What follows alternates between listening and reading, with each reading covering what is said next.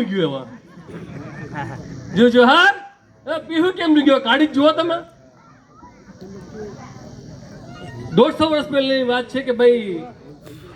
આપણો યોદ્ધા આપણો ભગવાન જેને આપણે માનીએ છીએ એને લડાઈ જો લડી હોય તો જલ જમીન ને જંગલની લડી એને કોઈ ધાર્મિક લડાઈ બીજી લડી નથી માત્ર ને માત્ર એટલું જ એને કર્યું કે ભાઈ જો અમારો દેશ છે તો અમારું રાજ ક્યાં હોવું જોઈએ અમારો દેશ અમારું રાજ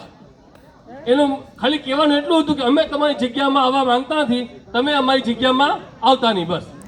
એને પોતાની જમીન સાચવી રાખી અને આપણે બી એ જ ખાલી કરવાનું છે કે આપણે આપણી જમીન સાચવી રાખવાની છે અત્યારે જનજાતિ ગૌરવ યાત્રા આખા દેશમાં ચાલી રહી છે જેને આદિવાસી સાથે કંઈ લાગે વળગે નહીં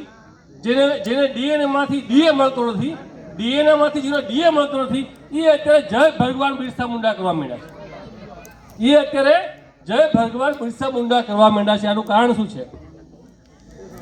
આ લોકોને આદિવાસી ક્યાં દેખાય નથી એને માત્ર ને માત્ર આપણા વોટ દેખાય છે એને માત્ર ને માત્ર આપણા વોટ દેખાય છે અત્યારે જે 150 વર્ષ પહેલાની જે વાત છે ને કહે છે કે ભાઈ જનજાતિ ગૌરવ યાત્રા પણ જો ખરેખર જો અત્યારે આપણા બિરસા દાદા જીવતા હોત ને અને જો એ જળ જમીન જંગલની વાત કરતા હોત તો સૌથી પહેલા એને નક્સલવાદી કહીને એન્કાઉન્ટર કરી નાખે એવું અત્યારે જો બિરસા દાદા હોત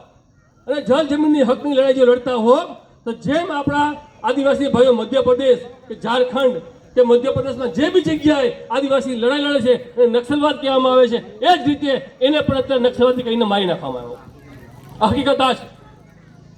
એના માટે આપણે શું કરીએ એના માટે આપણે શું કરી શકીએ એ આપણે વિચારની વાત છે કોઈ બી રીતે કોઈ પણ